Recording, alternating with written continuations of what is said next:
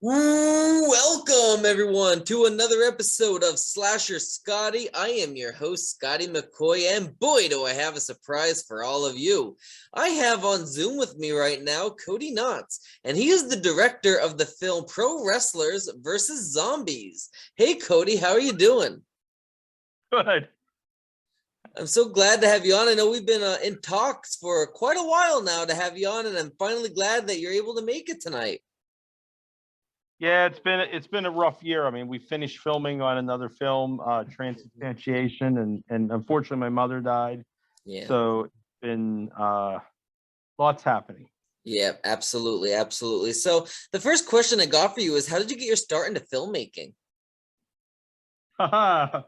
That's a wonderful. I was a newspaper reporter, and I went through a divorce, and I always wanted to make films. I actually owned the newspaper, and I had to get out of all of that and needed a change in life. Nice. So Nice. So, I guess for those that are unaware, what is Pro Wrestlers versus Zombies all about? Exactly what it says. Famous wrestlers playing themselves, fighting zombies. And I might have to get up here and walk out of the room because my toddlers have decided to throw things around the room, and they're going to keep it up until I walk out of the room. That's usually what toddlers do. Yeah, they decided they couldn't let me just sit there. So nice. So yeah, it is. We had Roddy Piper and Kurt Angle and Matt Hardy and Hacksaw Jim Duggan and nice. Shane Douglas all fighting zombies. Nice. So how did you get those wrestlers involved? How did this all happen? I spent $80,000 going to a small liberal arts school, and what I got for it was connections in pro wrestling. Nice. Nice. Did you have to get any approval from the WWE from this? No, because all of them were either on Legends contracts or they could do what they were all not part of it at the time. Okay, I got you. Makes sense. So how did you come up with this idea? My elder son, who is 22 now, likes zombies and wrestlers. So I thought it was a great mishmash and slam them together. Nice, nice. And I saw this movie, was it last night or the night before? And it's insane. I actually love it. It's that bad that it's good. It's yeah, really cool. It's really funny because the film we just finished is very art house and so in the other direction. I think it will shock people because I made a bunch of schlocky horror, and now I made something. I wouldn't even say it's really horror. I mean, it has a vampire, but it's very highbrow and very art house, and Nice. so it's completely different direction. And but yeah, I mean, pro wrestler's a lot of fun to make. Awesome. So what movie did you just make? Transubstantiation, which is actually, it's very Catholic film. That's the process by which a priest turns the blood and the wine into the body and blood of Christ. And we have a film where a vampire needs to drink the blood of Christ to be healed, but he needs the miracle of the Eucharist by which the blood physically becomes blood, the wine. Oh, nice. And to do it, he starts killing people to force God to do what he wants, to nice. do through a priest. And so but it's a heavy theological film, and it's we filmed it with we had a lot of wonderful people help, and friars and all kinds of stuff. Nice, nice. So regarding Pro Wrestlers versus Zombies, like what was the most challenging part to complete that movie? Normally I would say raising the money, but actually filming it, we filmed in too few days. I regret that. We only filmed 13 days, and like this last film, I filmed 6 weeks. Total different experience, with a lot less money. And so you need time on a film set to do things. So I think that we were running at breakneck speed, and there wasn't enough forethought into what we were doing. Oh, okay. And that's experience. I mean, you learn, don't do that again. Yeah, absolutely. And like you said, when these issues come up, you learn to, you learn from them. Don't make them again, and make better. Kind of educate yourself from the mistakes made. That's always a learning process. Um, so I guess what was the best part about filming this movie, and what was the worst? Um, the best part was getting to work with the wrestlers, to actually learn about wrestling from them, and it just, when you watch them, and to get to know them as human beings. Hmm. Um, the worst part was probably the pressure, the breakneck speed. Um, that, if I was to make the film today, it would be, I don't know, 30 times better. I mean, it's just, um, you know, I wish I wasn't as inexperienced as I was when I made it. And that it always bothers me because it was a great idea, and I'd Yeah, love to make something similar. But so you feel like opportunities lost, especially with yeah. Roddy did. I mean, like, Roddy was great to work with. Nice, nice. Yeah, and I mean, I heard a lot of good things about Roddy Piper, and I mean, I can only imagine what it was like to work with him. Must be such a surreal experience. Very much so. We almost ended up in a fist fight at one point because we were yelling at each other. That was kind of neat. You know, and Hacksaw told me, he said, Roddy never thought you would stand your ground, and I was like, what's going to happen? I mean, like, it just.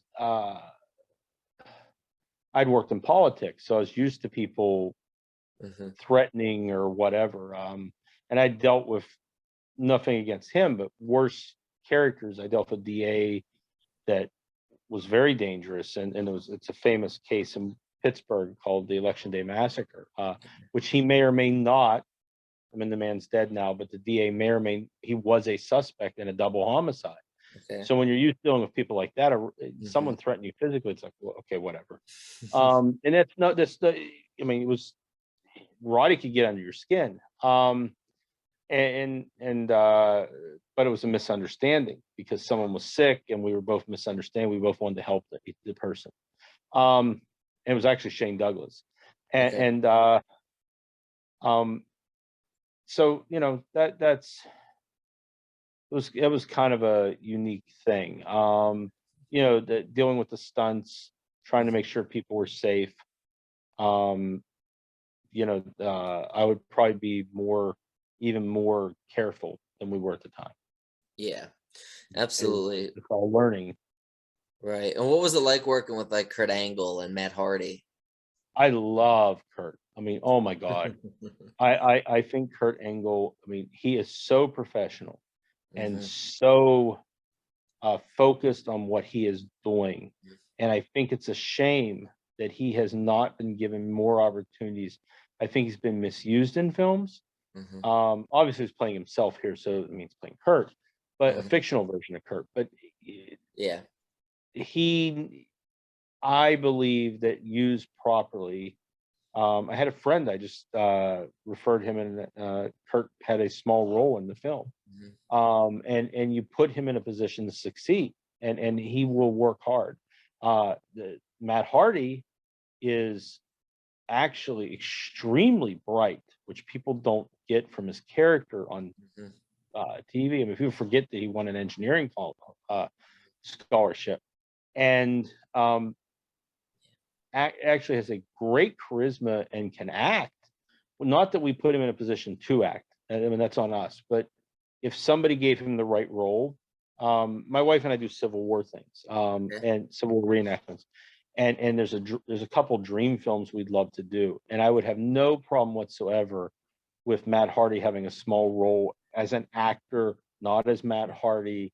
Um, and he just has it in him. We have a scene we cut where he acted, and he's exceptional. I mean, Nice. and people don't see it. I mean, it's never been shown, and he deserves that opportunity. I mean, and where he's not having something hit on his head for acting. Right. And did you happen to like reach out to Jeff Hardy about appearing? We did not. We because Jeff was doing something else at the time, so we went in with like, okay, we're gonna get Matt. And I've always thought, because Jeff's always been the star, right, and Matt's been the second fiddle, and I thought that Matt, that made it fit within the budget constraints we had. We had a lot of budget constraints. I mean, most of the money, Roddy was number one, and Roddy was, first in the budgeting, and then you work down from that. And in fact, we were supposed to have um, Terry Funk, Okay. and that didn't happen. So we got hold of Hacksaw and flew him in to fill Funk's role, which is why Hacksaw's not on the bus. We're literally filling that role as we go. And so, it was like, who can we afford and give us the biggest bang for the buck? And Matt at the time was absolutely, and we had his wife. Well, it wasn't his wife at the time, fiance. And they were all supposed to have bigger roles and things. Again, the issues with time and things. We quickly got off script. Yeah. So was there anybody you reached out to that turned down a part like any of the wrestlers? No, I mean, we had, I mean, the scripts changed, reiterations. We were looking at using, why am I forgetting his name? Mankind. Mick Foley. Mick Foley. The role was originally written for Mick Foley. And then we decided that Roddy would make more sense. So we rewrote everything for Roddy.